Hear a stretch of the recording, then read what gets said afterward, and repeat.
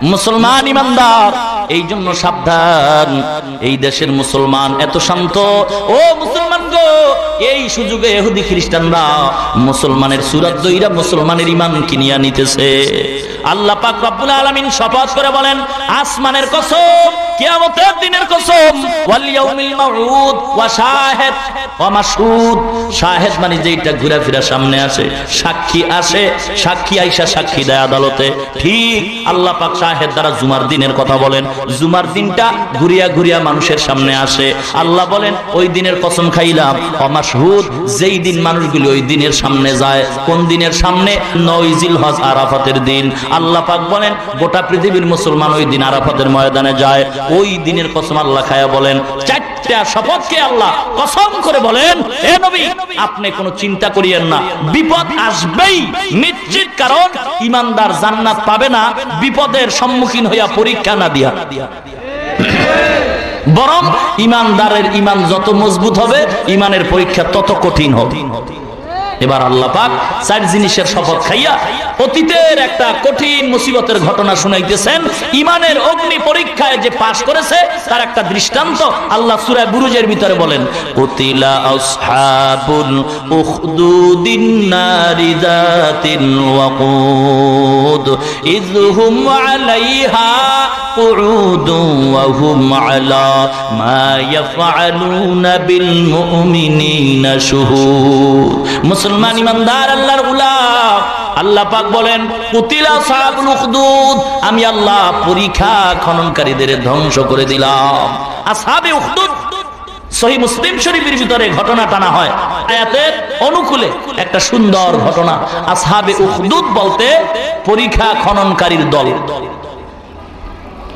মুসলমানদের বিরোধিতায় গিয়া, দেশটার নাম হলো ইয়ামান দেশ, যে ইয়ামান দেশে ইসলামের খেদমত বেশি, যার প্রমাণ ইয়ামান দেশ ছেড়ে ছেড়েই শাহজালাল রহমতুল্লাহ আলাইহি আমাদের জমিনে আসছেন দ্বীনের খেদমত করার জন্য। মুসলমান ইমানদার ওই ইয়ামান দেশের ভিতরে তদানীন্তন সময়, নবীজি দুনিয়াতে আসার 70 বছর আগের কথা। ঈসা নবী চলে গেছেন, মাঝখানে 600 বছর ডিফারেন্স। এরপরে আমার নবী আসছেন। নবীজি আসার 70 বছর আগে কোন নবী আর নাই, মুরব্বী হারা। যেই লোকটার কোনো মুরব্বী নাই, ওর মুরব্বী শয়তান, পরিণাম ফলে হয় বেয়াদব। আমি আগেই বললাম, যেই সন্তানের বাপ মা নাই, বাবার কথার মুরব্বী মানে না, এই সন্তান বেয়াদব হয়। যেই ছাত্র ওস্তাদের মুরব্বী মানে না, এই ছাত্র বেয়াদব হয়। যেই মুরিদ পীরকে মুরব্বী মানে না, সেই মুরিদ বেয়াদব হয়। যেই জাতি তার নবীকে মুরব্বী মানে না, সেই জাতি বেয়াদব হয়। এ কারণে খ্রিস্টানরা বেয়াদব। কেন? ইহুদিরা বেয়াদব।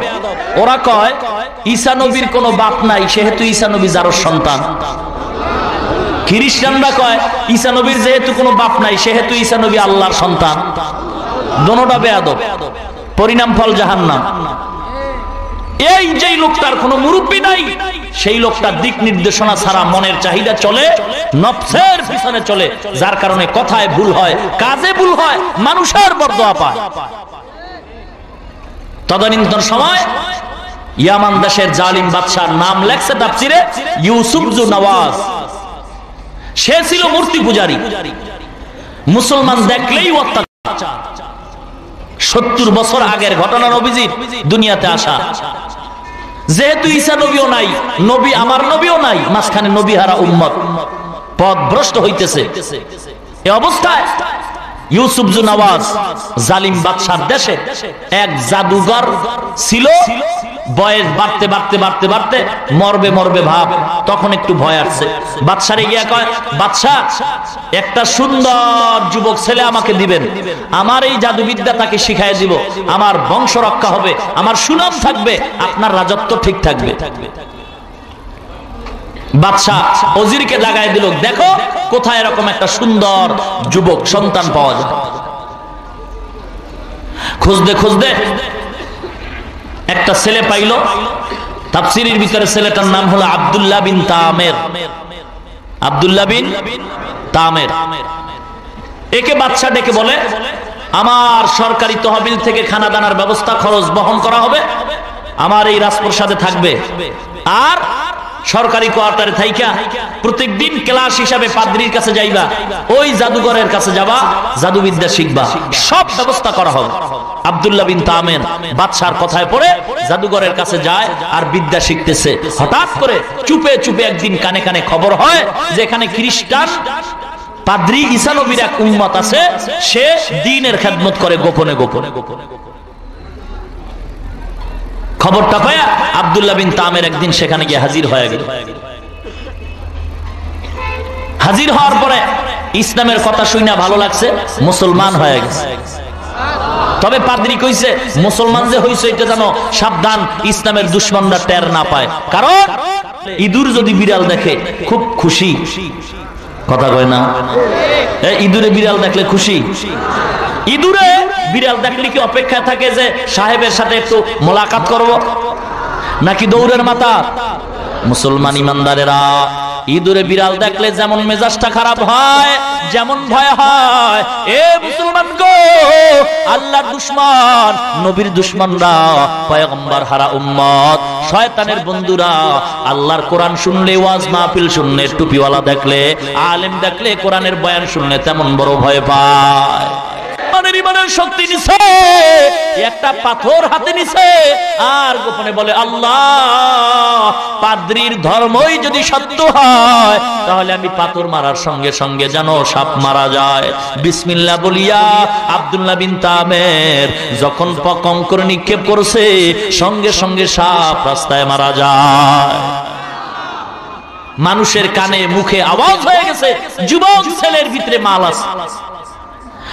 মনে করছিলাম এই টুপিওয়ালার ভিতরে কিচ্ছু নাই, কিন্তু না না, এত ডাক্তার দেখাইলাম রক্ত ভালো হয় না। ওই টুপিওয়ালা ইমাম সাহেব পানি পড়া দিছে, পেট ব্যথা ভালো হয়ে গেছে। আছে না না? কথা কর মুসলমান ইমানদারেরা, কারণ যার ভিতরে কোরআন আছে, যার ভিতরে পয়গম্বরের সুন্নাত আছে, তার উপরে মাওলার রহমত আছে, আল্লাহ পাক তার হেফাজত করে, আল্লাহ তার ইজ্জতের গ্যারান্টি দিয়া দেয়। এ যুবক গো, আজকে মাদ্রাসায় পড়ে ঠকি নাই, ও মুসলমান যুবক পায়ে হাত দিয়ে বলে যায় কোন দিন যেন মরণ হয়। এ যুবক ভাই গো, আজকে যৌবনের তাড়নায় দাড়ি কামাইছো, যৌবনের তাড়নায় তুমি শার্ট প্যান্ট পরে রাস্তায় ঘুরো। এ যুবক ভাই, আমি তো যুবক মানুষ, আমিও তো যুবক সন্তান, ইচ্ছা করলে আমিও তো পারতাম দাড়ি কামাইতে। মনে করছো কি আমাদের টুপিওয়ালাদের যৌবন নাই? আল্লাহর কসম, তোমাদের যতই যৌবন আছে এর চাইতে আমগো টুপিওয়ালাগো যৌবন অনেক বেশি। কেন? ভালো করে রেকর্ড করে নে এ মুসলমান যুবক, কারণ অনেক ক্ষেত্রে দেখা যায় এ যুবক তোমাদের যৌবন অনেক জায়গায় মাঝে মাঝে টাকায় বিক্রি হয়, টুপিওয়ালাদের যৌবন কোথাও টাকায় বিক্রি হয় না। কথা সত্য না মিথ্যা? রেকর্ড করেন, উল্টা পাল্টা আবার ফেস লাগায়েন না। মুসলমান ইমানদারেরা কয় হুজুরেরা বউ এত ভালো পায় কা? কয় হুজুরেরা খালি বউর পাগল। বুঝা গেল এটা বউর পাগল না। হুজুরেরা বউর পাগল কেন জানো? হুজুর গো যৌবন বেশি। আর তোমরা যে বলছো হুজুরেরা বউর পাগল কেন, প্রমাণ হয়ে গেছে তোমার চরিত্র ভালো না, তুমি আর একজনের ভালোবাসো। কথা যা কও বুঝা কও, কইছো তো হুজুর গো মনে কইরা, কিন্তু লাগিয়ে গেছে তোমার ভিতরে। কি কন? সাবধান, টুপিওয়ালারা আল্লাহর গোলাম, নবীর উম্মত। এ ডাক্তারের জিজ্ঞাসা নেই, ডাক্তার সাহেব কেমন আছেন? কয় হুজুর বেশি ভালো না। কেন? কয় রুগী কম। ডেলি যদি 10টা ডায়রিয়া রুগী পাই তাহলে আমার এক সপ্তাহ বাজার রেডি। ডাক্তার তসবি নিয়া টেবিলের তলে হাত ঢুকায় তসবিটা নিয়ে আর কয় আল্লাহ এলাকার ভিতরে ডায়রিয়া দাও, আমার ডিমান্ড বাড়বে। এক কবরস্থানের দারোয়ানকে জিজ্ঞাসা করো, এ দারোয়ান কেমন আছো? কয় ভালো নাই। কেন? কয় আগে মানুষ বেশি মরতো, এখন কম মরে। কারণ আমি যত লাশ পাবো ততই ডিমান্ড বাড়বে, টাকা হবে। দারোয়ান দোয়া করে আল্লাহ মানুষ যেন বেশি বেশি মরে। কিন্তু যে ইমামরে গালি দাও, টাকার গরমে ইমামের বিরুদ্ধে কথা কও। এ মুসলমান, কত জায়গায় দেখতেছি কমিটিরা গরুর গোশত দিয়া খায়, ইমাম সাহেব ভাত খাইলো কিনা কমিটি খোঁজ খবর নেয় না। মুসলমান ইমানদার একটা রিস্কাওয়ালাও প্রত্যেকটা মাসে 5,000 টাকা নিম্নে ইনকাম করতেছে, অথচ ইমামের বেতন যদি 2,000 হয়, এরপর দেখা যায় 9-6 মাস বাকি। ও মুসলমান লোক, দেখো, বিবেকের প্রশ্ন করো, এই ইমাম সাহেব কেমনে চলতেছে, এরপর আল্লাহ চালায়। ইমাম সাহেবের টুপির দিকে তাকায় দেখো, টুপিটার দাম 150 টাকা। ইমামের জামার দিকে তাকায় দেখো, জামার কাপড়ের দাম গজ হলো 4.5। ইমামের জুতার দিকে তাকায় দেখো, 1,500 টাকার চামড়া। ইমাম সাহেবরে 6 মাস বাকি 2,000 টাকা বেতন পাও, এত সুন্দর কেমনে চলো, সহ্য হয় না। ইমাম সাহেব কয়, আমার মাওলায় চালা। কে চালায়? সার্টিফিকেটের জন্য মাদ্রাসায় পড়ি নাই, এমন কওমিয়া মাদ্রাসায় পড়েছি। অনেকেই মনে করে কওমিয়া মাদ্রাসা কি জিনিস, এটা আবার কোন জগতের হালুয়া। না না, কোন হালুয়া নয়। কওমিয়া মাদ্রাসা এমন একটাই মাদ্রাসা জানো, যেই মাদ্রাসার মূল মাদ্রাসা দেওবন্দ মাদ্রাসা, যেই মাদ্রাসার শিক্ষা, যেই মাদ্রাসার এরিয়াটা আমার নবী স্বপ্ন যোগে দেখায় দিছে। মুসলমান গো, এই কওমিয়া মাদ্রাসা, হাটহাজারী মাদ্রাসা, লালবাগ মাদ্রাসা, রহমানিয়া মাদ্রাসা, এ মুসলমান গো, এই মাদ্রাসায় সত্যি কথা অনেক সময় অনেক মানুষ জানতো, এই মাদ্রাসার আলেমরা বোবা, কিছুই জানে না। না না, ভালো করে রেকর্ড করে নাও। অনেক ক্ষেত্রেই নজর করলে দেখা যায় এলেমের সাথে আমলের শিক্ষা অনেক ক্ষেত্রেই শুধু কওমিয়াতেই এখন পাওয়া যায়। মুসলমান ইমানদারেরা, এই মাদ্রাসায় পয়রা কি নাই, অহংকার করি না, বুঝাবার জন্য বলি। মুসলমান উম্মত গো, যারা মরবা তোমাদের হাতে পায়ে ধরে বলি, এ যুবক, এই টুপি আর দাড়ির কারণে আল্লাহ সম্মান কমান নাই। আল্লাহ এত সম্মান দান করছে, দুনিয়ার এমপি মন্ত্রীরাও মনে হয় এত সম্মান পায় না। যুবক, পায়ে হাত দিয়ে বলে যাই, আজকে তোমার মতো কত যুবক দুনিয়া থেকে চলে গেছে। আজ তুমি যুবক হইয়া যৌবনের তারুণায় দাড়ি কামাইছো।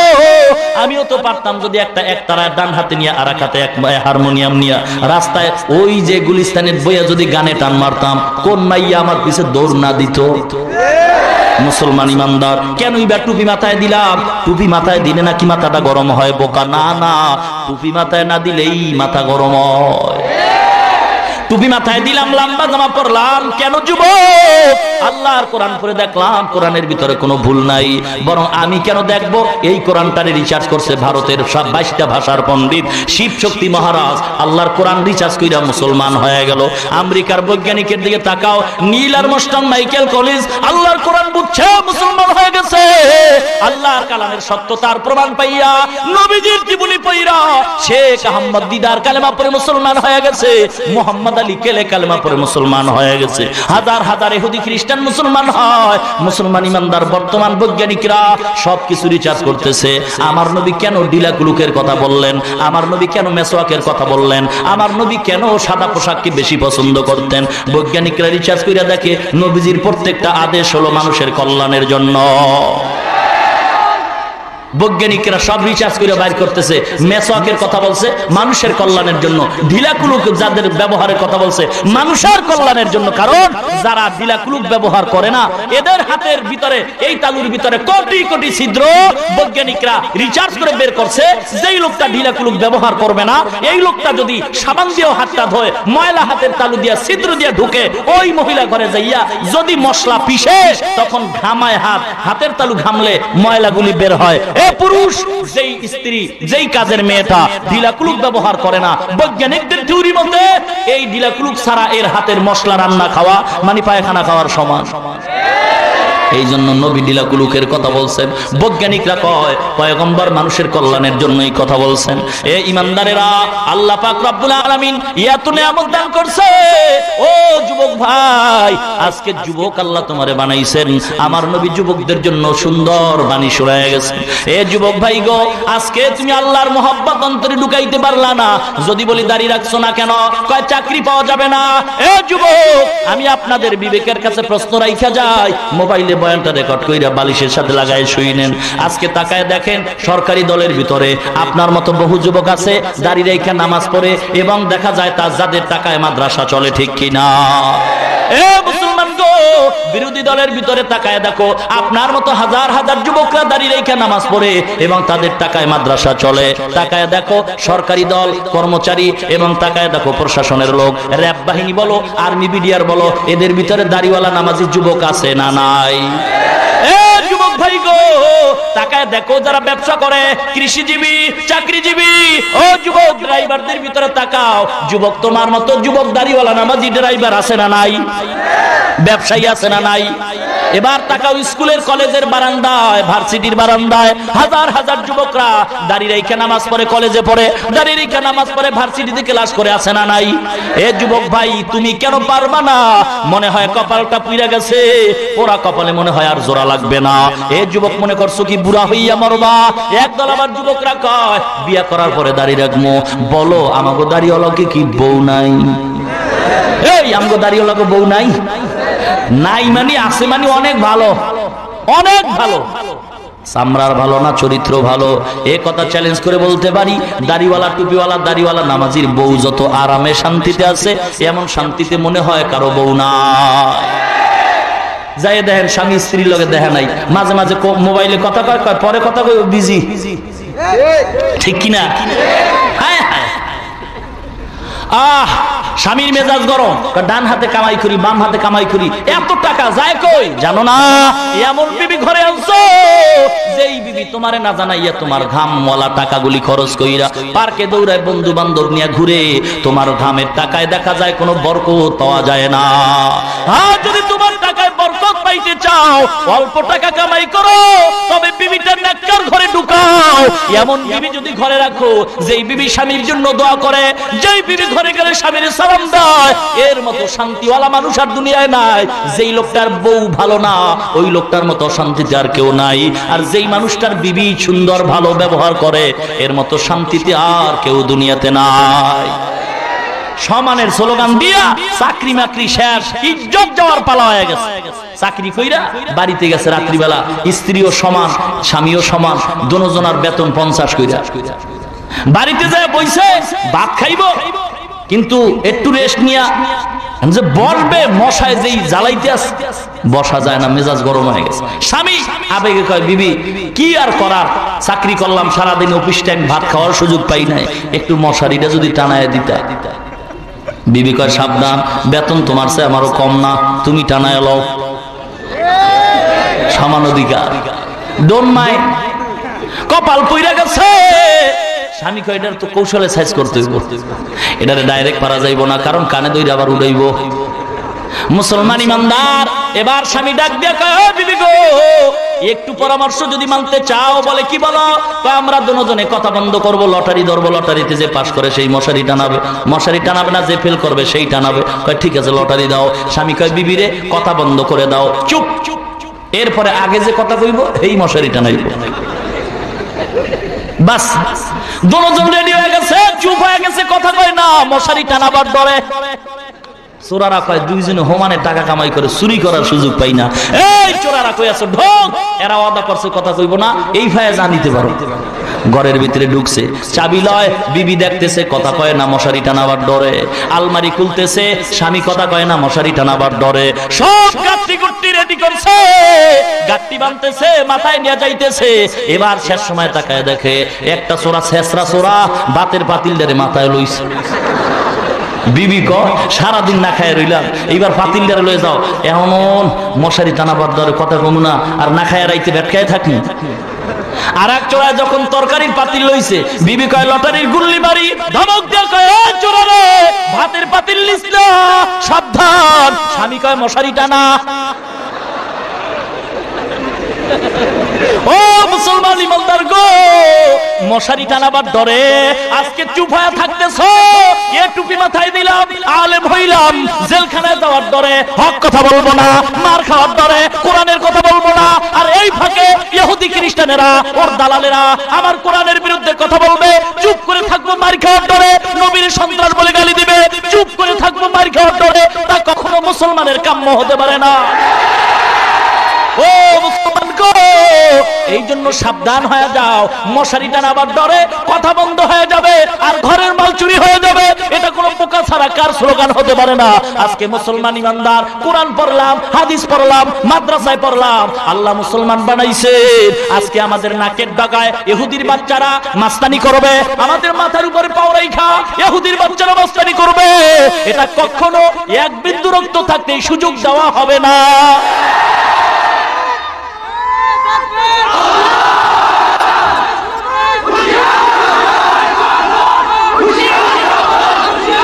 ভাইরা আমার, ও মুসলমান ইমানদার, ভালো করে শুনতে হবে মুসলমান, মরণ একবার হবে, তবে কুকুরের মতো মরব না, হক কথা বইলেই মরব, ঠিক কিনা? মুসলমান ইমানদার, কারো সাথে কোনো দ্বন্দ্ব নাই, আমরা বেয়াদব নয়, কাউকে আমরা গালি দিব না, বরং হাতে পায়ে ধইরা বুঝাইতে চাই। ও যুবক ভাই গো, পায়ে হাত দিয়া বলি, মনে করছো কি বুড়া হইয়া মরবা? এই নিশ্চয়তা যদি থাকতো তাহলে তোমাদের আদরের সন্তান এই দেশের নায়ক সালমান শাহ জুয়ান হইয়া মরতো না। কয়েক বছর আগে নায়ক মান্না মারা গেছে জুয়ান হইয়া, বুড়া হওয়ার নিশ্চয়তা থাকলে মরতো না। কয়েকদিন আগের খবর, তাজা খবর পত্রিকায় দেখো, নরসিংদীর ভিতরে লোকমান মেয়র, কি সুন্দর চেহারা, কত সুন্দর ফুটন্ত গোলাপ যুবক, সন্ধ্যাবেলা ঘর থেকে রওনা হয়, বিবি ডাক দিয়া কয়, লোকমান ও স্বামী গো কই যাও? বলে অফিসে যাই। বলে তাড়াতাড়ি আসবা। ছোট্ট বাচ্চা ডাক দিয়া কয়, আব্বু আমার জন্য মজা নিয়ে আসবা। লোকমান কয়, ও বাবা গো ঘুমাইবা না, তোমার জন্য মজা নিয়ে আজকে তাড়াতাড়ি আসবো। বিবির থেকে সন্তানের মজার কাহিনী শোনায় বিদায় হয়। 1 ঘন্টা পরে বিবির মোবাইলে ঋণ হয়, বিবি মোবাইলটা কানের সাথে লাগায়, শুনতেছে কান্নার আওয়াজ, কে যেন ডেকে বলে, ও লোকমানের বিবি রে, তোর স্বামী লোকমান আর দুনিয়াতে না। এ যুবক, একটু কি ভয় হয় না? কত যুবক বাসের তলে পড়ে মারা যায়, কত যুবক গাড়ি অ্যাক্সিডেন্ট হয়ে পড়ে মারা যায়, হুন্ডা অ্যাক্সিডেন্ট হয়ে মারা যায়, পানির তলে পড়ে মারা যায়, ঘুমের ঘরে মারা যায়। মরবা কোন দিন জানা নাই। অনুরোধ করতেছি, পায়ে হাত দিয়ে বলতেছি, রে যুবক, এ দাড়িটা রাইখা দাও, নবীরে কষ্ট দিও না। দাড়ি কামাইলে আমার নবী কষ্ট পায়। বৈজ্ঞানিকরা বলে 3টা মুসিবত আসে। বৈজ্ঞানিকদের কথা, টুপিওয়ালা কথা তো মাঝে মাঝে বিশ্বাস হয় না। এবার বৈজ্ঞানিকরা কি বলে শোনো।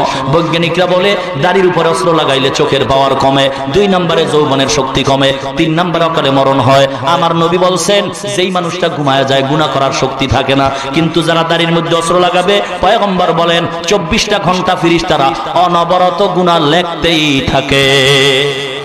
এ যুবক, হেদায়েতের মালিক আল্লাহ, পায়ে হাত দিয়ে অনুরোধ করতেছি, এ যুবক ভাই গো, তুমি যেই হও না কেন, যেই দলের লোক হও না কেন, তুমি আমার আপন ভাই মুসলমান।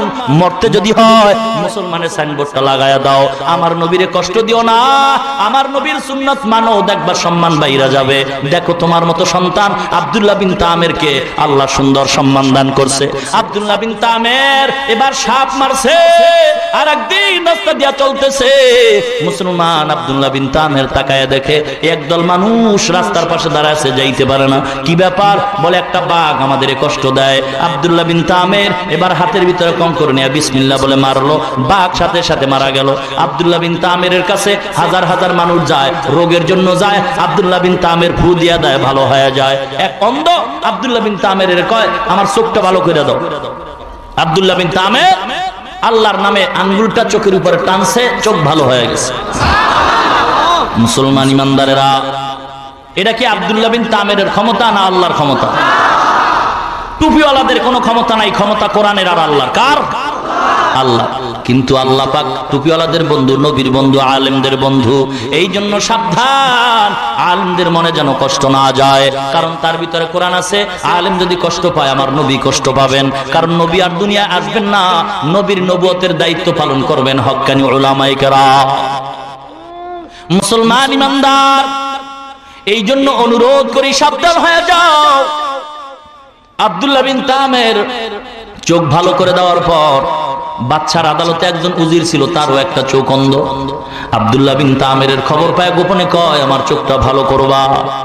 আব্দুল্লাহ বিন তামের বলে, উজির ভালো করতে পারি আল্লাহর দয়া, তবে কথাটা যেন কেউ না জানে। আব্দুল্লাহ বিন তামের আল্লাহর নামে চোখ ভালো করেছেন। এরপরে বাদশা তাকায় দেখছে, দেখার পর বলে চোখকে ভালো করছে। উজির বলতে চায় না। এরপরে উজিরকে বন্দী করলো, অত্যাচার করছে। কে তোর চোখ ভালো করছে বল। খবর কয় আব্দুল্লাহ বিন তামের। আব্দুল্লাহ বিন তামের এই মন্ত্র কই পাইছো যেই মন্ত্রে চোখ ভালো হয়ে গেছে? এ আব্দুল্লাহ বিন তামের, তোর পাওয়ার কি এত বেশি হয়েছে বল। বলে আমি কালেমার মুসলমান, আমার আল্লাহ ভালো করছেন, আমার কোনো ক্ষমতা নাই। ইউসুফ জু নওয়াজ বাদশা ডাক দিয়া কয়, এ যুবক আব্দুল্লাহ, তুই আবার কোন আল্লাহর গোলাম? আমি তো বড় খোদা। আব্দুল্লাহ বিন তামের বলে, সেই আল্লাহ যিনি তোমারে বানাইছেন তিনি হলেন আমার আল্লাহ। আব্দুল্লাহ বিন তামেরের বন্দী করছে। তোরে কে মুসলমানের স্লোগান শিখাইছে? ডাক দিয়া কয় একজন আল্লাহর গোলাম, নাম বলা যাবে না, ও অত্যাচার করতেছে। আব্দুল্লাহ বিন তামের নাম বলে না। শেষ পর্যন্ত আব্দুল্লাহ বিন তামেরকে মারার জন্য কিছু লোক রেডি করছে। বাদশা বলছে পাহাড়ের চূড়ায় উঠাইয়া এরপরে এর সাইরা দিবা, হাতে পায়ে রশি দিয়া বাইদা। আব্দুল্লাহ বিন তামের যেন মারা যায়। রাখে আল্লাহ, মারে কে? মারে আল্লাহ, রাখে কে? আল্লাহ যদি ইজ্জত দেয় কেউ তার বেইজ্জতি করতে পারে না। আর আল্লাহ যদি অসম্মানী করতে চায় ওই লোকটারে পাহারা দিয়াও ইজ্জত দেওয়া যায় না, ঠিক কিনা? এ মুসলমান, যদি কপালে জুতার বাড়ি থাকে তাহলে কোনো পাহারাদার হবে না, ভিতর দিয়ে জুতার বাড়ি গালে মোলাকাত করবে। সাবধান হয়ে যাও, আল্লাহ ইজ্জতের মালিক। মুসলমান ইমানদার, আল্লাহরে ভয় করো। আব্দুল্লাহ বিন তামেরকে নিয়া পাহাড়ের চূড়ায় উঠাইয়া যখন সাইরা দিছে, আব্দুল্লাহ বিন তামের আল্লাহর কাছে বলছে, আল্লাহ তুমি আমার হেফাজত করবা। আল্লাহ পাক জিম্মা নিয়ে নিলেন। আব্দুল্লাহ বিন তামেরের হাতের রশি ছুটে গেল, পায়ের বাত ছুটে গেল। আব্দুল্লাহ বিন তামের সশরীরে বাদশার সামনে হাজির হয়। আর যারা তারে মারতে চেষ্টা করছে সব মইরা গেছে।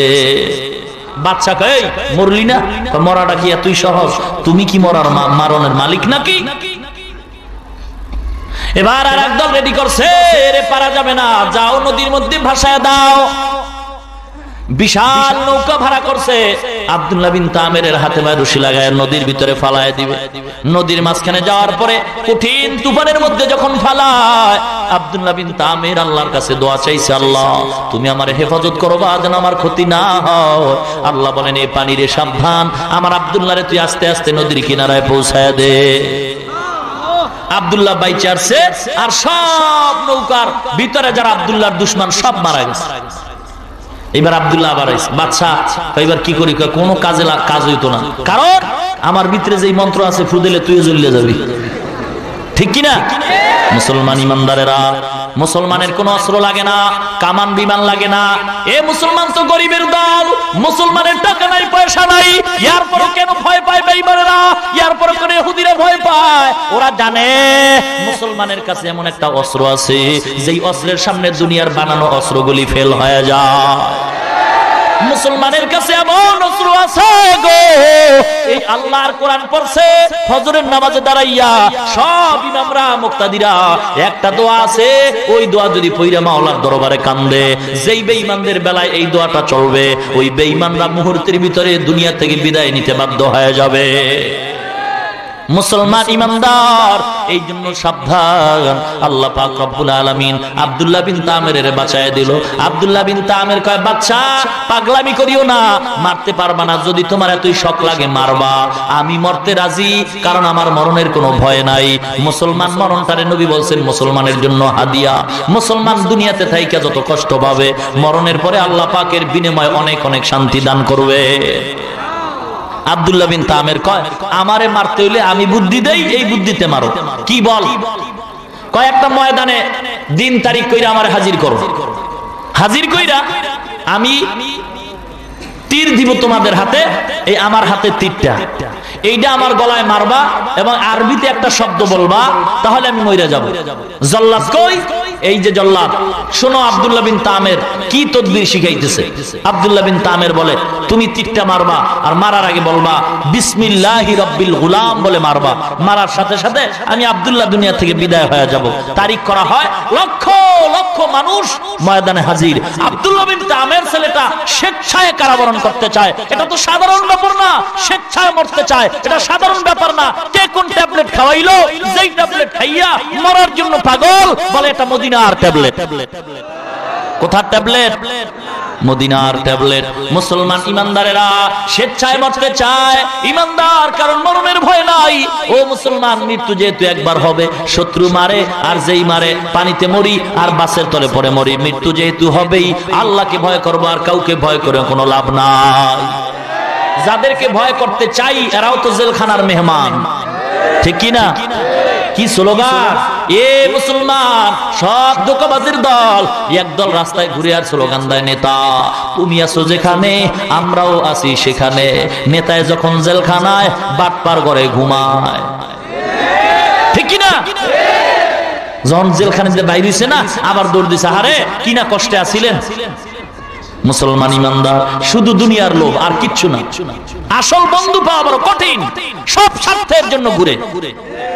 মুসলমান ইমানদারেরা, এ মুসলমান ইমানদার গো, এ দুনিয়ার ইতিহাস সাক্ষ্য দেয়, যারে বেশি আপন মনে করে সে আঘাত বেশি করে। মুসলমান ইমানদার আব্দুল্লাহ বিন তামের ময়দানে হাজির হয়ে গেল, হিংসা, নিজে ইচ্ছা কইরা মরতে চায়। মুসলমান ইমানদার অন্তরে এত হিংসা, মুরব্বির কথাও মানতে চায় না। আশরাফ আলী থানভী রহমাতুল্লাহ আলাইহির একটা ঘটনা বলবো কি, নাকি কষ্ট হয়? চলবে? থাকবেন না ভাগবেন? দেখি তো কারা কারা থাকবেন না। কি ব্যাপার? মুসলমান হুশের সাথে কাজ করতে হবে। হুশকে হারায় ফেললেন নাকি? কষ্ট হইতেছে? আশরাফ আলী থানভী রহমাতুল্লাহ আলাইহি কত বড় আল্লাহর ওলি, তিনি একটা ঘটনা লেখেন, বলবো কি? যেই দেশের ভিতরে শিক্ষিত আর অশিক্ষিতের মান সমান, শিক্ষিতের দাম নাই, মূর্খের দাম বেশি, সেই দেশে ইনসাফ নাই। ঠিক কিনা বলেন? যেই দেশের ভিতরে বড় লোক আর ছোট লোকের মান সমান, এই দেশে সম্মান নাই। যেই দেশে দেখবা আল্লাহ পাক জন্মগতভাবে পুরুষের যেই শক্তি দিছে, অর্ধেক শক্তি নারীরে দিছেন। জন্মগতভাবে একটা পুরুষের যেই মেধা আল্লাহ দান করছে, এর অর্ধেক মেধা একটা নারীর। এ পুরুষের দল কাপুরুষ হয়ে গেল নাকি? বালিশের সাথে মাথা লাগায় চিন্তা করবা, আল্লাহ পাক তোমার এত শক্তি দান করছেন, এত মেধা দান করছেন, এই ফুল মেধাটা, ফুল শক্তিটা যদি দুর্বল নারীর কাছে তুমি আত্মসমর্পণ করো, তোমার মতো কাপুরুষ আর কে হতে পারে? আজকে পুরুষ নামের কলঙ্ক হয়ে সমাজে বসবাস করি। যেই সমাজে শিক্ষক ছাত্রের মান সমান, যেই সমাজে পীর মুরিদের মান সমান, ওই সমাজে বুঝবার শান্তি নাই। যেই সমাজে অশিক্ষিত আর শিক্ষিতের মান সমান, ওই সমাজে শান্তি নাই। যেই সমাজে নারী আর পুরুষের সমান, এই সমাজের ভিতরে শান্তি নাই। আশরাফ আলী থানভী রাহমাতুল্লাহ আলাইহি ঘটনাটা সুন্দরভাবে প্লেস করছেন। মুরিদদের নিয়ে যাইতেছে, সফর করতে করতে এমন এক দেশে গিয়ে দেখতেছে তেলের দাম ঘিয়ের দাম সমান। তেলের দাম ঘিয়ের দাম। মুরিদে কয় না সুযোগ পাইছি। কি সুযোগ? কয় ঘিয়ের দাম যেহেতু কম, এবার ঘি খেয়ে মোটা হয়ে যাবো।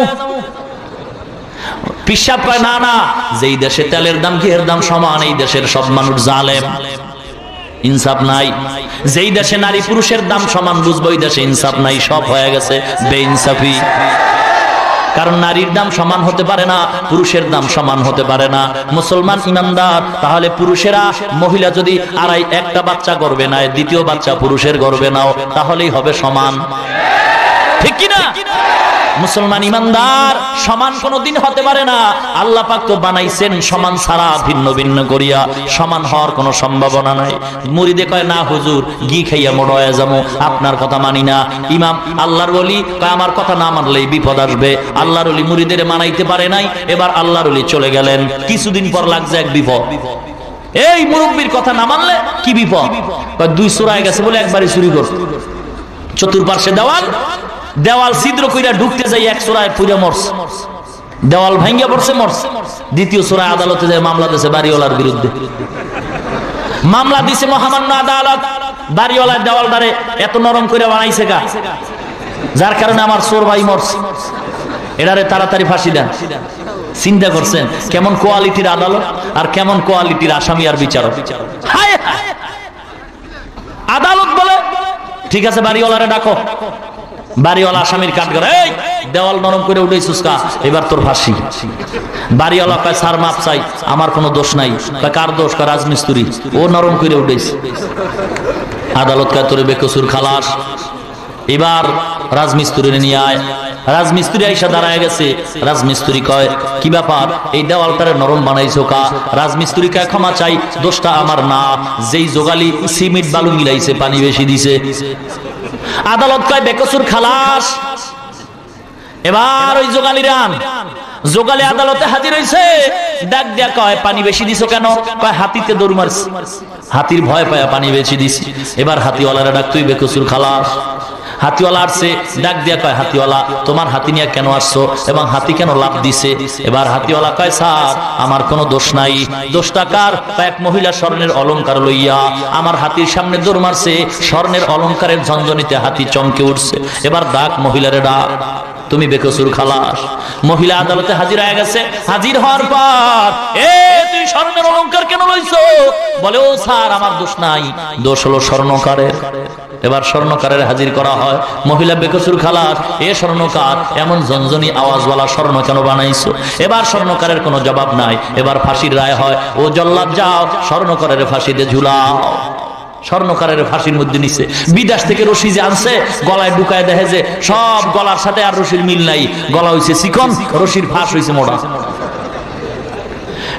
মহামান্য আদালত, আপনার রায় তো কার্যকর করা যায় না। কনে কয় কেন? আসামির গলা আর রশির গলা ঠিক নাই। এমন বোকার আদালত বলছে, ইনসাফের বিচার নাই। কে দোষী কে নির্দোষী চিন্তা করে না, যে যা কয় সেইভাবেই কানে শুই না বিচার করে। এইবার কয় যদি স্বর্ণকারের গলাটা চিকন হয়, তালাশ কর সারা দেশের ভিতরে কার গলা মোটা। যার গলা মোটা আছে এটারে নিয়ে এটারই ফাঁসি দুম। ঘুরতে ঘুরতে ঘুরতে ঘুরতে ওই হুজুরের খাদেম রে পাইছে, এইটার গলা মোটা। এইবার খাদেম রে ডাক দিছে, খাদেম তোমার ফাঁসির মঞ্চে যাইতে হবে। তোমার গলার ফাঁসির ফাঁস সমান হয়ে গেছে, তোমার ফাঁসি হবে। খাদেম কান্দিয়ার কয় মুরব্বীর কথা কেন মানলাম না? কম দামের ঘি খাইয়া নাকি আজ ফাঁসি হবে? মুসলমান ইমানদার কম দামের ঘি খাইয়া ফাঁসির মঞ্চে দাঁড়াইছে। এবার ফাঁসিতে ঝুলানোর আগে কয় না তোর মনে কোনো আশা আছে নাকি? এবার মুরিদের জিজ্ঞাসা কোনো আশা আছে? কি? আমার হুজুরের লগে একটু দেখা করো। খোঁজ করে আশরাফ আলী থানভীর আনার পরে কয় মুরিদ রে কি ব্যাপার? কয় হুজুর আপনি বাঁচান। বাঁচানোর কোনো উপায় নাই। আমার কথা কেন মানো নাই? আমি তো আগেই বলছি যেই সমাজে তেলের দাম ঘিয়ের দাম সমান, ওই সমাজে ইনসাফ নাই। বিচার হইব কার? আর আজকে ফাঁসির রশি কার গলা? এইবার পিসাব মুরিদের বুদ্ধি দেয়, শোন জল্লাদ দূরে আছে, আমি বুদ্ধি দেই, যখন তোরে ফাঁসি দিতে আসবে আমি তখন চিৎকার মারবো, ওর গলার রশিটা আমার গলায় দাও। তুইও চিৎকার মারবি, ফাঁসিটা আমারে দাও। এরপরে যা হয় ঘটনা আমি বলবো, তুই খালি বলবি আমি মরবো, আমি বলবো আমি মরবো। টাইম হয়ে গেছে, সেকেন্ডের কাটায় ঘড়ির টাইম বেশি নাই। ফাঁসির মঞ্চে উঠো। এবার পীর ডাক দিয়া কয় না না জল্লাদ ভাই একটু অনুরোধ করি ফাঁসিটা আমারে দিয়া দাও। বিশাল তর্ক লাগিয়ে গেছে, মুরিদ কা আমারে দাও, পীর কা আমারে দাও। আদালতে খবর চলে গেল, বাদশার কানে চলে যায়, বাদশা জীবনে এমন কাহিনী দেখি নাই, টুপিওয়ালারা যেই শুরু করছে মরার জন্য পাগল। কি ব্যাপার? মুরিদও কয় মরবে, মুরিদের বাদ দিয়ে পীর কয় হে মরবো। বাদশা কথা হলে একটু যায় দেখি কি ব্যাপার। এবার সামনে আসছে বাদশা ডাক দিয়া কয় ও টুপিওয়ালা আপনি মরতে চান কেন? আপনার মুরিদ বা মরতে চায় কেন? আল্লাহর ওলি ডাক দিয়া কয় বাদশা এই কথাটা এখন বললে তো আপনিই পাগল হয়ে যাইবেন, বলা যাবে না। কয় না বলেন। কয় এই মুহূর্তে আমি জানছি এই মুহূর্তে যে ফাঁস দিয়ে মরবে সেই জান্নাত বিনা হিসাবে।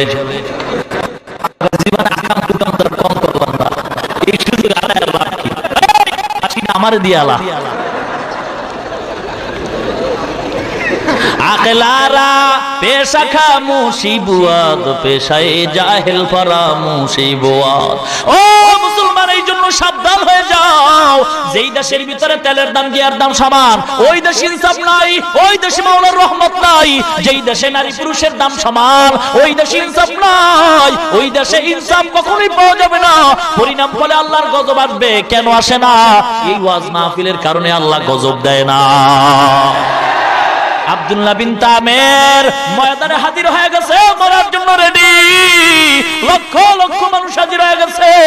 এবার জল্লাদ আইসা তীর নিয়া যখন মারতেছে বিসমিল্লাহি রাব্বিল গুলাম, সঙ্গে সঙ্গে আব্দুল্লাহ বিন তামের মারা যায়।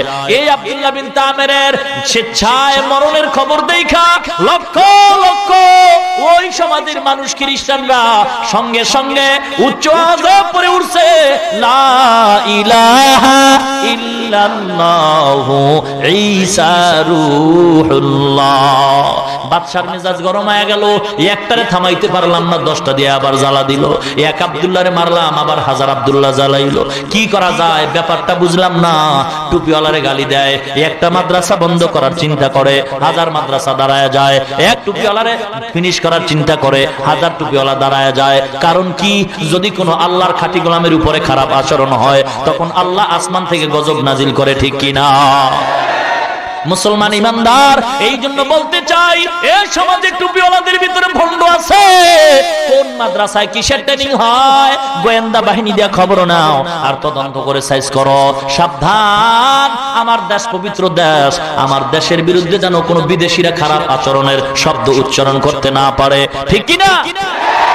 এ বাংলাদেশ পবিত্র, আমাদের সকলের স্লোগান থাকবে আমার দেশে কোনো জঙ্গি নাই, আমার দেশে কোনো উগ্রবাদী নাই। এই কথা মানচিত্রে জানাই দিতে হবে, দুনিয়ার বিশ্বের সবাই জানবে বাংলাদেশ ভালো। আর বিতর্কতভাবে আমাদের দায়িত্ব নিয়া গোয়েন্দা বাহিনী দিয়া কোন জায়গায় কি দুর্বল লোক আছে এগুলির ধইরা ধইরা এক সপ্তাহে সাইজ করো, বাংলাদেশ স্বর্ণের দেশ হয়ে যাবে। মুসলমান ইমানদার, আব্দুল্লাহ বিন তামেরের মরণের খবর পাইয়া হাজার হাজার মুসলমান হয়ে গেছে।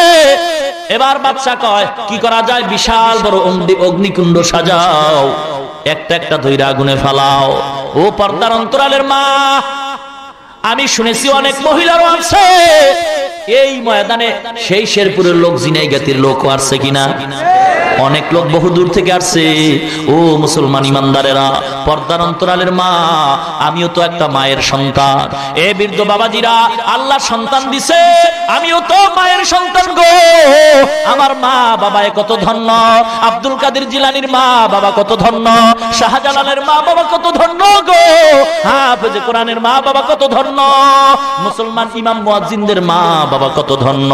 ও পর্দার অন্তরালের মা, কে বলেছে ইসলাম তোমাদের সম্মান দেয় না? ও মাগো মা, ইসলাম ছাড়া তোমাদের সম্মান কেউ দেয় নাই। বৌদ্ধদের ধর্ম করে দেখবা, বাপ মারা গেলে সন্তান ছেলে পাবে, সম্পদ ছেলে পাবে, মেয়ে কিছুই পাবে না। হিন্দুদের ধর্মগ্রন্থ পড়ে দেখো, হিন্দু ধর্মের আইন হইল বাবায় মারা যাবে সব সম্পদ ছেলে পাবে, মেয়ে কিছুই পাবে না। ইহুদি খ্রিস্টানদের আইন হইল বাবায় মারা যাওয়ার পরে সব সম্পদ ছেলে পাবে, মেয়ে কিছুই পাবে না। ইসলাম কয় না না, বাপ মারা যাওয়ার পরে ছেলেটায় যেই সম্পদ পাবে বাবার, এর অর্ধেক সম্পদ পাবে মেয়ে, মেয়েটায় অর্ধেক পাইয়াও ভাইয়ের চাইতে বেশি পাইছে। এইটা বুঝার মতো মেমোরি অন্তরে ঢুকাও, কোরআন রিচার্জ করো। বাংলাদেশের ভিতরে আমি তো সব জায়গায় বলি, এই দেশে যত বড় লোকরা আছেন পণ্ডিত, এই দেশের যত শিক্ষিত সমাজের লোকেরা, এমপি মন্ত্রী থেকে শুরু কইরা সবাই যদি বাংলা কোরআনের তাফসির পাওয়া যায়, আল্লাহর নবীর হাদিসের বাংলা পাওয়া যায়, সবাই যদি দৈনিক 2-3 পৃষ্ঠা কইরা কোরআনের তাফসিরটা একবার দেখতো, আমার মনে হয় বাংলাদেশের সব এমপি মন্ত্রীরা আল্লাহর ওলি হয়ে যাইত। মুসলমান ইমানদার, এই জন্য অনুরোধ করতে চাই, আল্লাহর মোহাব্বত অন্তরে ঢুকাও। ও পর্দার অন্তরালের মা, আল্লাহর কাছে দোয়া করেন, সম্মান আল্লাহ আপনাদের কম দেন নাই। পয়গম্বর সম্মান বাড়াইছে, যেই সমাজে নারীদের জবাই করত, আমার নবী কন্যা সন্তান জবাই বন্ধ করে নারীদের সম্মান বাড়াইছেন।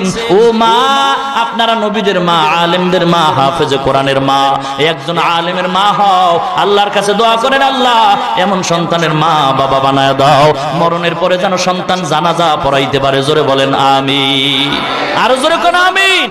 মুসলমান ইমানদারেরা, মুসলমান এবার এক এক করে মুসলমানের আগুনের ভিতরে ফেলায়। এই ফালানের ভিতরে একটা সুন্দর নেককার মহিলা সামনে আসছে, কোলের ভিতরে একটা দুধের বাচ্চা হাজির। কোরআন শরীফে আল্লাহ পাক ওই মহিলাটার ঘটনাও এই আয়াতের তাফসিরে উল্লেখ করা হয়। মুসলমান ইমানদারেরা, এই মহিলার দুধের কোলের বাচ্চা, বাচ্চা কয় আগুনে যাবি নাকি আমার পায়ে সেজদা দিবি? মহিলা বলে, বাচ্চা আমি হতে পারি মহিলা, তবে আল্লাহর গোলাম। বাচ্চা নয়, শুধু আমাকেও যদি আগুনে ফলায়া দাও, আমি তোমার কদমে কখনো সেজদা করব না। ও পর্দার অন্তরালের মা গো, তাকায় দেখো মা, এই মহিলার ঈমান কত মজবুত।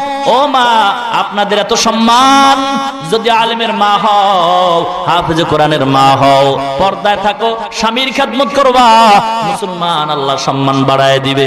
মহিলাদেরকে বাইরে যাইতে আল্লাহ নিষেধ করেন নাই, জরুরতে বাইরে যাবে এটা নিষেধ নয়, কিন্তু মহিলাকে 4 বেড়ায় বন্দিশালায় আল্লাহ আটকান নাই। মুসলমান মা বোনের জন্য ঘর বন্দিশালা নয়, এটা কর্মস্থল। সংসদ ভবন এমপি মন্ত্রীদের জন্য বন্দিশালা নয়, কর্মস্থল। শিক্ষক ছাত্রদের জন্য স্কুল বন্দিশালা নয়, কর্মস্থল। স্কুল একটা ঘরের নাম, সংসদ ভবন একটা ঘর, মহিলারা যেখানে থাকে সেটাও একটা ঘর, অফিসে যারা কাজ করে সেটাও একটা ঘর। এটা বন্দিশালা নয়। সংসদ ভবনে মানুষ কাজ করে, এমপি মন্ত্রীরা দরকারে বাইরে নামতে পারবে, অফিসে কাজ করবে, দরকারে ঘর থেকে বের হবে, স্কুলের শিক্ষক পড়াবে, দরকারে বের হবে, মহিলা ঘরে কাজ করবে, দরকারে বাইর হইতেও পারবে। এটা বন্দিশালা নয়। মুসলমান ইমানদার, এই জন্য ইসলামের অভাব, অনেক জ্ঞানের অভাব। এই জন্য ইসলামী জ্ঞান রিচার্জ করতে থাকো। আজকে তো মাদ্রাসা লেভেলও ইংরেজি, অঙ্ক, ইতিহাস, ভূগোল পড়ানো হয়। এই জন্য অনুরোধ করবো রে মুসলমান, একটা সন্তান মাদ্রাসায় পড়াও, কোরআন পড়াও, বাধা নাই। বিজ্ঞানী বৈজ্ঞানিক বানাও, ডাক্তার বানাও, বাধা নাই। কিন্তু মুসলমানিত্ব হারাইয়া নয়। মুসলমানের সন্তান স্কুলে পড়বে, কলেজে পড়বে, ডাক্তার হবে, তবে কোরআনের মূল সম্পদটা হাতের মধ্যে রাইখা। ঠিক কিনা ভাইরা আমার? আল্লাহ রাব্বুল আলামিন আমাদের ঈমান কার মজবুত করে দেন, বলেন আমিন। মা বন্ধুরে পর্দাওয়ালা বানায় দেন, বলেন আমিন। এ দুনিয়ায় কয়দিন থাকবো? কই অহংকারীরা তো সবাই চলে গেল, সব আমাদের সামনে আপন আপন যাদের বললাম সবই তো দুনিয়া থেকে চলে গেল। ঠিক কিনা? আমিও তো চলে যাব। এজন্য আল্লাহর দরবারে অন্তর দিয়া তওবা করি, আল্লাহ জীবনে আর কোনোদিন অন্যায় কাজ করব না। ও যুবক ভাই, আর নবীরে কোনোদিন কষ্ট দিব না। নেককার বাবার নেককার সন্তান হতে হবে এবং নেককার বিবি ঘরে আনতে হবে। বাবার ওয়াদা করতে হবে, মেয়ের বাবা যারা আছেন ওয়াদা করেন, ছেলের বাবা যারা আছেন ওয়াদা করেন, আল্লাহর মহব্বতে নেককার বিবি ছেলের জন্য ঘরে আনবেন, মেয়ের জন্য নেককার জামাই আনবেন। রাজি? যৌতুক কথা কন, এই যৌতুকের মামলা আগে ডিসমিস করো, তাহলেই মহিলার সম্মান বজায় থাকবে। ঠিক কিনা? আজকে হাজার হাজার নারীর জীবন চলে যায় যৌতুকের অপবাদের কারণে। মুসলমান ইমানদার যুবক ভাই, আল্লাহর হস্তে ক্ষমা চাই, পায়ে ধরে হাত দিয়া বলে যাই, কোন যুবকটা আল্লাহর মহব্বতে ওয়াদা করতে পারবা? সব যুবক জান্নাতে যাবে না, সবার হেদায়েত হবে না। এই শেষ সময় দেখতে চাই কোন যুবক ভাই আল্লাহর মহব্বতে ওয়াদা করবা, আল্লাহ নেককার বিবি দান করবে, যৌতুক নিবা না, বরং শ্বশুরের থেকে দোয়া নিয়া নেককার বিবি আনবা, জীবনটা ধন্য হবে। অল্প টাকা কামাই করলেও বরকত বেশি হবে। কোন যুবক পারবা যৌতুক ছাড়া ওয়াদা করবা, বিয়া করবা না, যৌতুক নিয়ে কখনো বিয়া করবা না? জোরে কোন আমিন। হাত নামান। 2 নাম্বার ওয়াদা দেখতে চাই। ও যুবক গো, আল্লাহর সাক্ষী রাইখা কে ওয়াদা করতে পারবা রে যুবক? আল্লাহর নবীর আর কষ্ট দিবে না কে পারবা? এ যুবক ভাই, পায়ে হাত দিয়া বলে যাই, দাড়িটার মধ্যে আর আঘাত দিবা না। কোন যুবক পারবা? একটু হাত উঠাও, দাড়িটা রাইখা দিবা আল্লাহর মহব্বতে। আল্লাহ আপনি তাকায় দেখেন, এই ময়দানে যুবকরা ওয়াদা করছে দাড়ির মধ্যে আর কখনো আঘাত লাগাবে না। আল্লাহ গো, এই জিম্মাদার আপনি হয়ে যান, এই জীবনটাকে আপনি ধন্য করে দেন, দুনিয়ায় শান্তির ব্যবস্থা করে দেন। আয় আল্লাহ কামাই রুজিতে বরকত দান করেন, বলেন আমিন। আরো জোরে কোন আমিন। আলোচনা আরো অনেক লম্বা, আমার জন্য আপনারা দোয়া করবেন।